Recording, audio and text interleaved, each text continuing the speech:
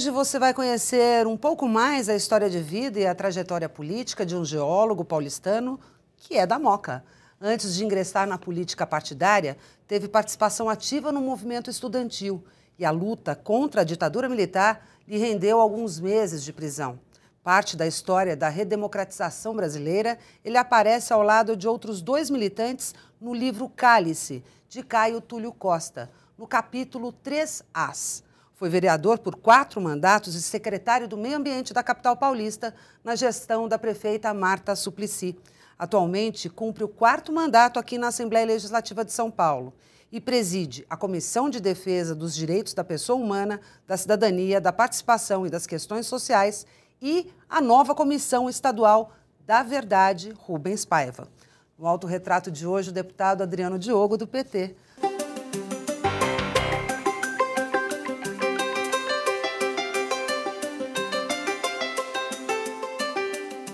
Deputado, é um prazer tê-lo aqui novamente para falar mais um pouco dessa trajetória política tão importante para o nosso Estado, para o nosso país. Tem uma marca aí, Adriano Diogo, nessa história da democracia brasileira. É um prazer tê-lo aqui. O prazer é meu e agradeço o convite, Maria Isabel, para fazer mais esse autorretrato. Muito obrigado.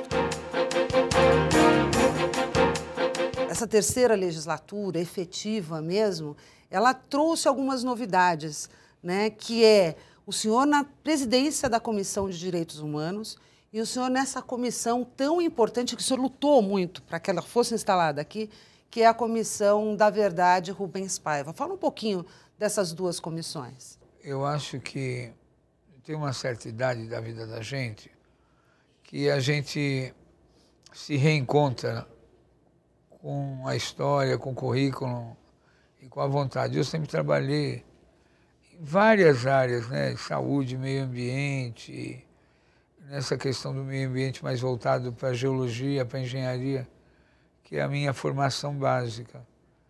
Mas a minha praia mesmo, o lugar onde eu me sinto bem, onde eu tenho... berço, né?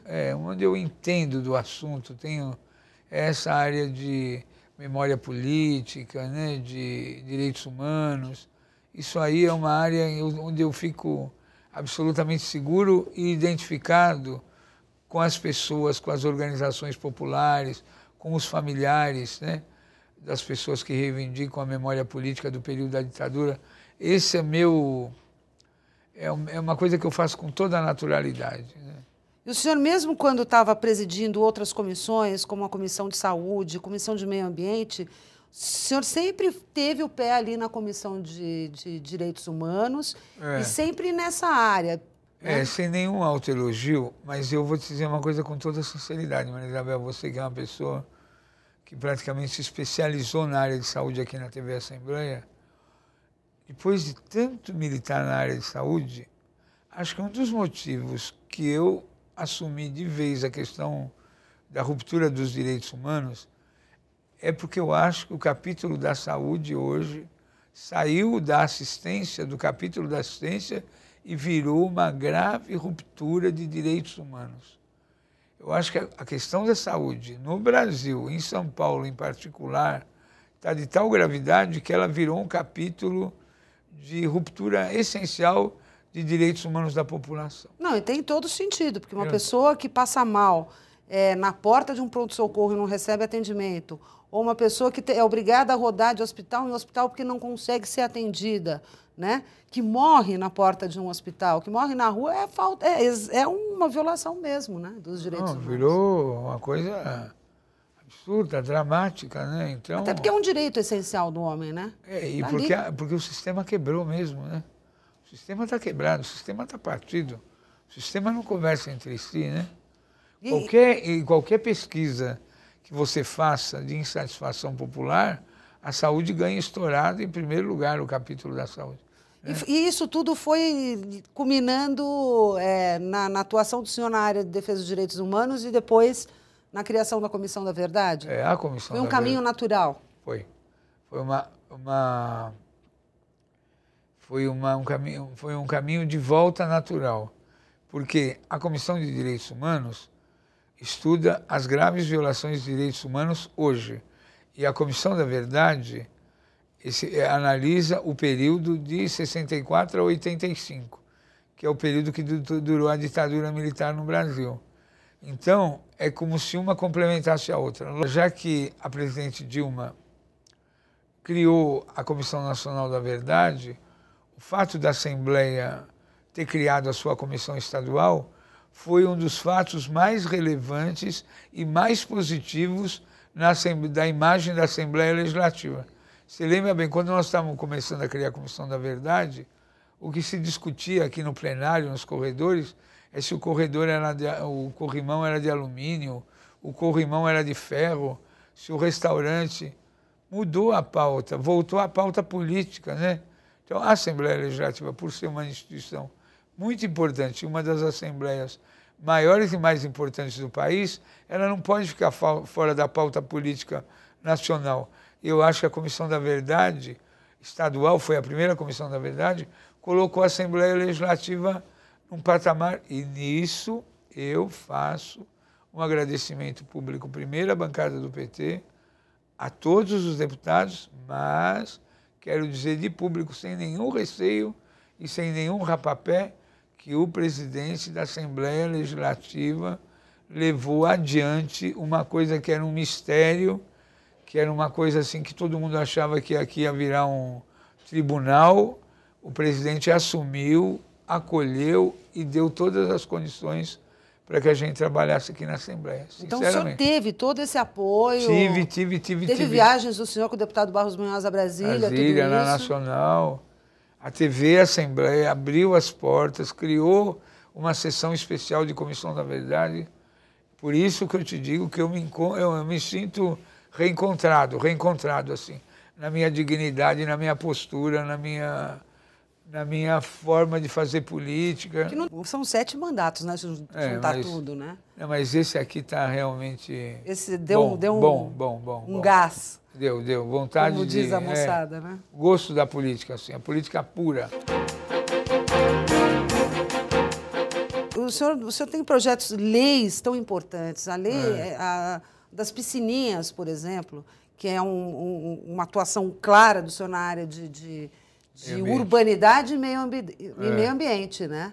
Fala um pouquinho desse projeto, porque é uma lei tão importante hoje. A gente vive extremos de climáticos na cidade de São Paulo, ou uma seca enorme, ou uma chuva que não para, né? E problemas de enchente. Essa lei ela é extremamente importante. Então, essa lei das piscininhas, que eu aprovei primeiro como lei municipal, é realmente uma lei importante. É um cálculo matemático muito simples. No Brasil, chegou essa técnica dos chamados piscinões, que realmente não deu certo. Porque o piscinão é um tumor na drenagem, é um tumor, né? O que é um piscinão? É uma enorme escavação que você desvia o leito do rio na época da enchente, passada a água, ele esvazia e evita a enchente. Então, qual é a concepção das piscininhas? As piscininhas, o projeto das piscininhas é o seguinte: como é que qualquer cidadão pode participar de um processo de urbanismo retendo a água de chuva, fazendo com que ela não escoe na hora da chuva? E o segundo capítulo, que é o mais importante, que não pude aprovar na lei, mas que agora está podendo ser admitido, que é o reuso da água de chuva. Então, a lei das piscininhas ela tem 2 funções: que determinados terrenos com área construída acima de 500 metros quadrados tenham um reservatório artificial que será usado na hora da chuva para reter uma quantidade de chuva grande e, quando passar a chuva, devolver essa água. Sendo que o certo, que seria o segundo capítulo, seria o reuso da água. Seria não devolver, e sim usar essa água. Para finalidades como jardinagem, banheiro, essa coisa toda, lavar as garagens. Dá para chegar nisso, deputado? É o próximo passo. É o próximo passo. qual é o conceito que a humanidade, o mundo inteiro está usando. Toda água de chuva que possa ser captada, essa água possa ser utilizada em atividades de uso secundário, que não a potabilidade, né? Então, que não água para beber. Então, esse é o segundo passo, porque em vários países, porque qual é o problema no Brasil?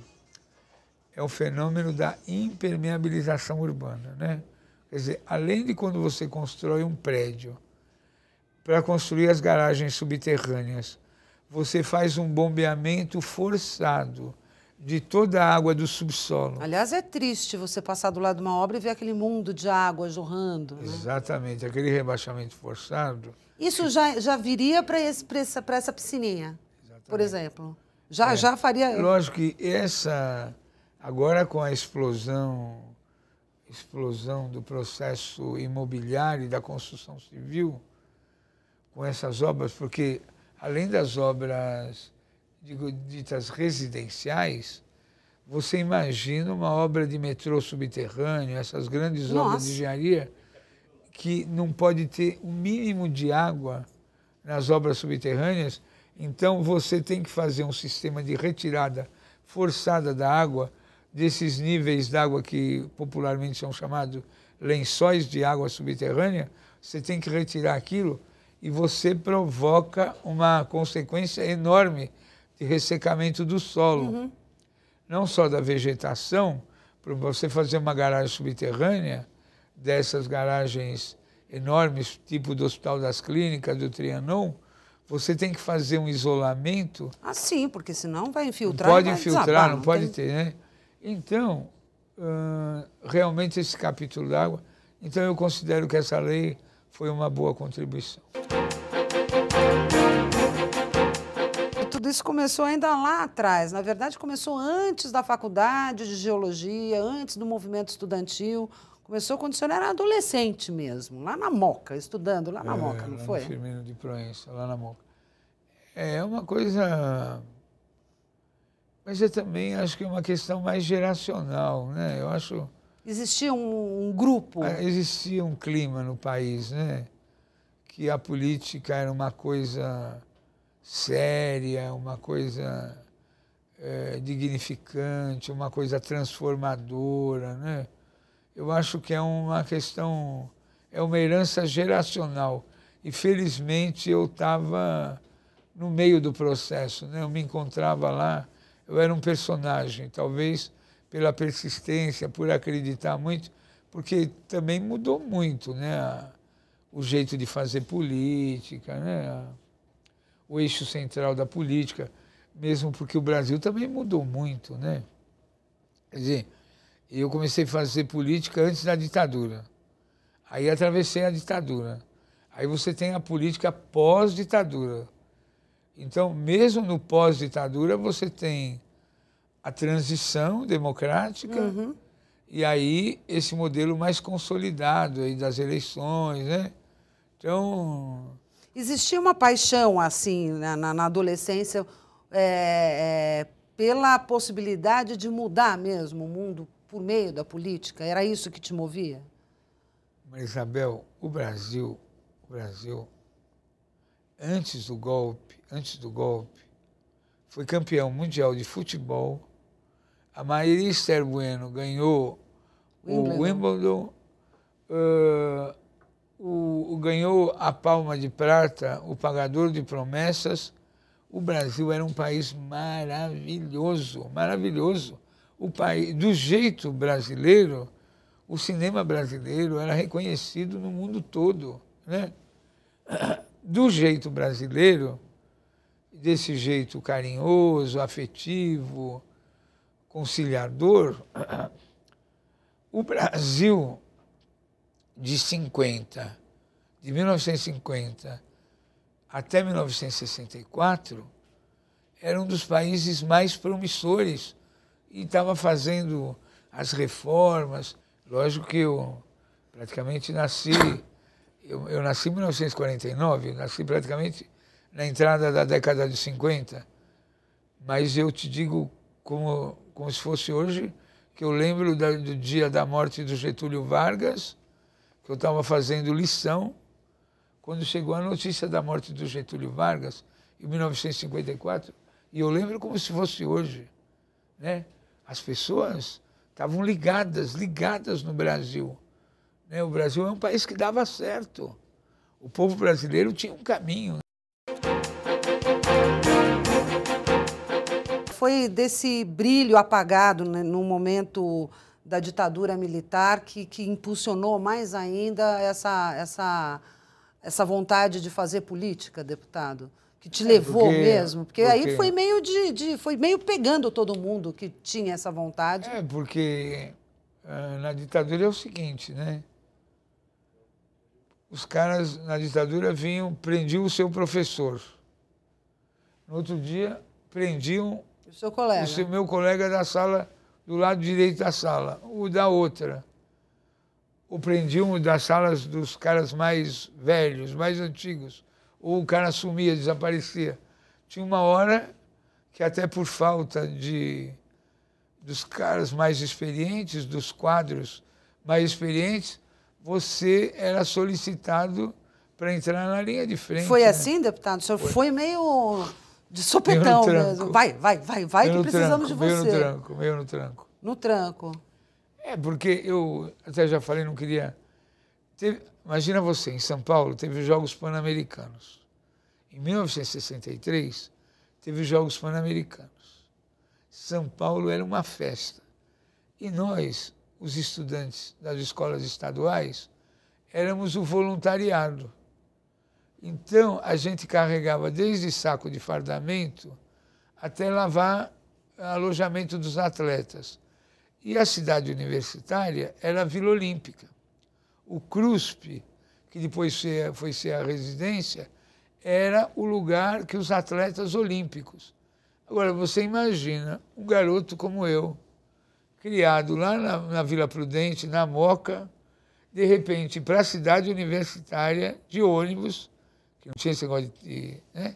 Todo mundo ia de busão, que não tinha nem linha direta para aquela época, conhecer a cidade universitária Raia Olímpica, que estava acabando de nascer, tudo novinho, né? Estava tudo fresquinho. E aí vem cara do mundo inteiro, de toda a América, caras tão jovens quanto a gente, atletas de ponta, e a gente conviver 15 dias com essas delegações estrangeiras. E de quebra, ainda se manifestar contrário à potência mundial contra os Estados Unidos, o Império. O Império estava lá visível, né, com todas as suas forças.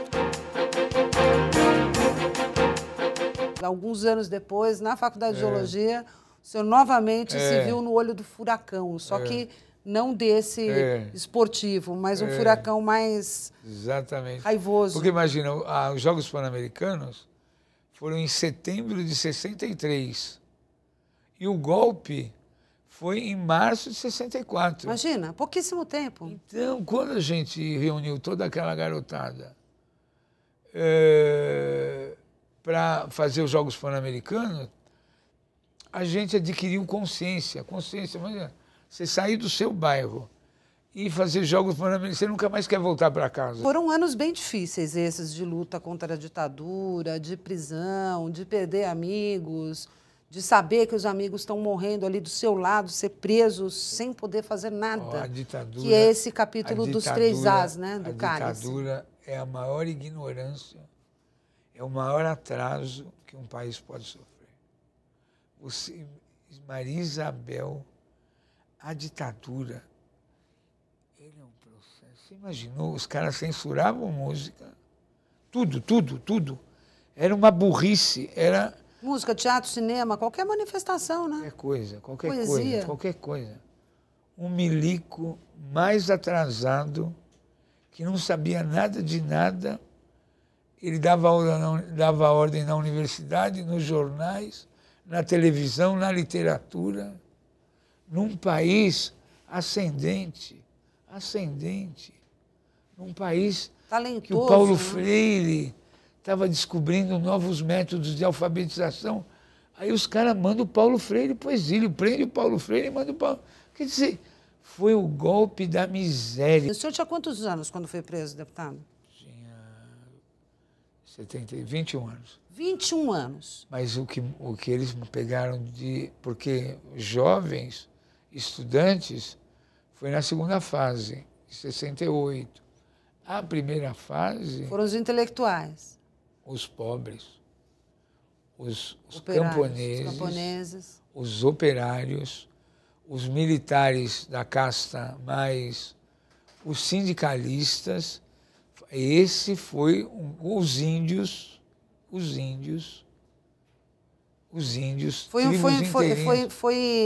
foram apagando de baixo para cima. Depois que a classe média reagiu. Entendi.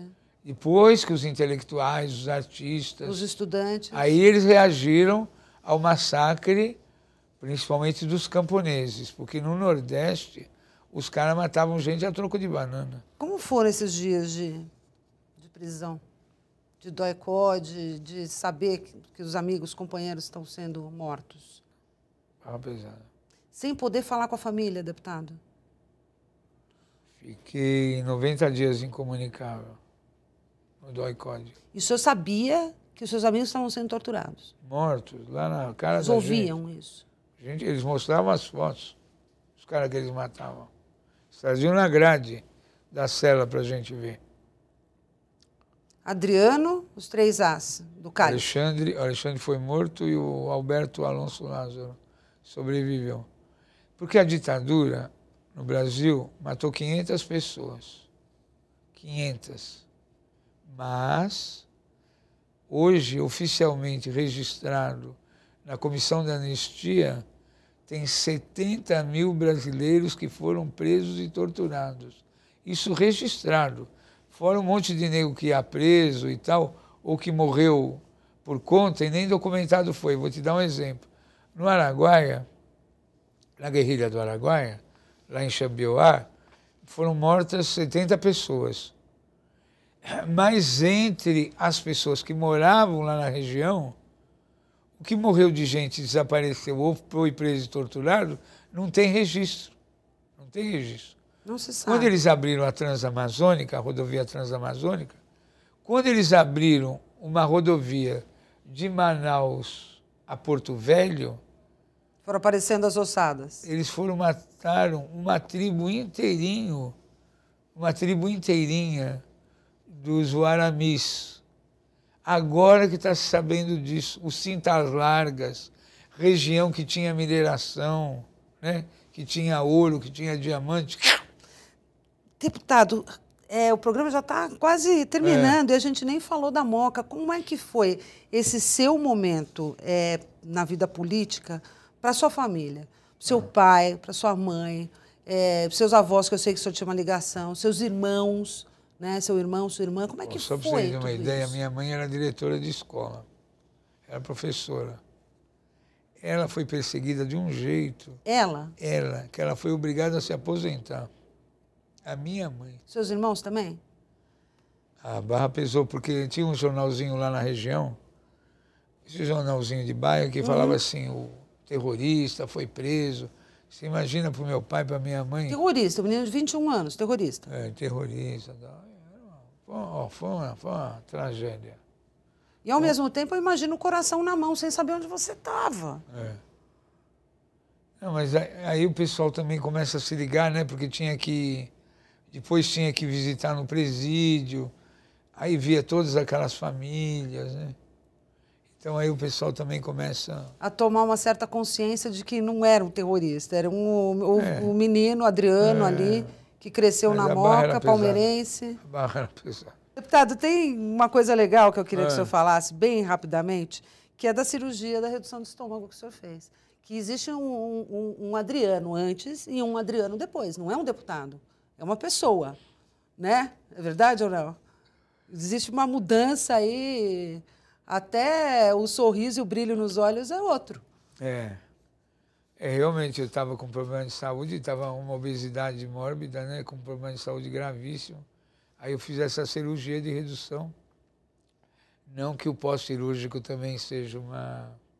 Não, é uma cirurgia violentíssima, né, deputado? Não, e a vida depois também é muito... É difícil. Opa! Mas eu sobrevivia mais a essa, né? Pois é, Pelo menos estou aqui hoje. É porque quando chega no ponto de fazer a cirurgia de redução, e a gente já falou sobre isso no Saúde e Vida, né, deputado? É porque está no limite mesmo, né?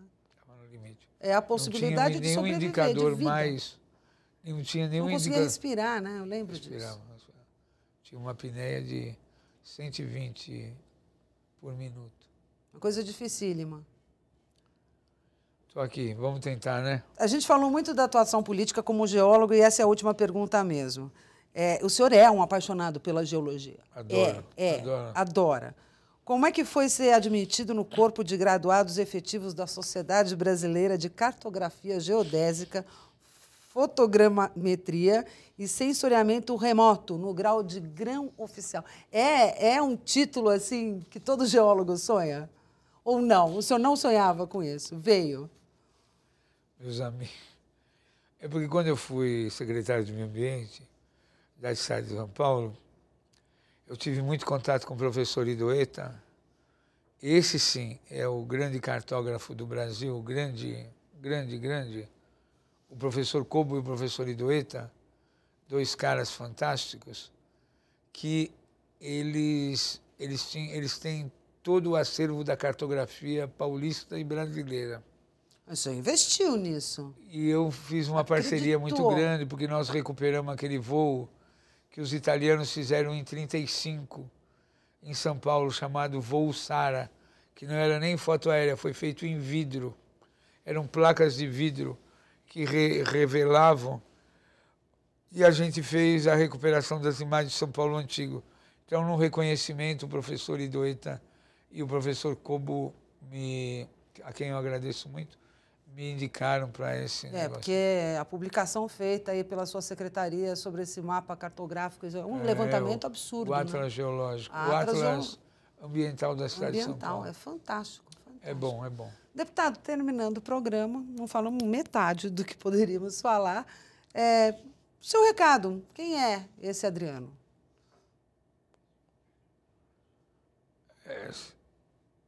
Acho que é uma pessoa que tenta dar uma contribuição para um país maravilhoso, que é o nosso, com um povo maravilhoso, que tento ver a política, tento continuar acreditando que fazer política vale a pena, né?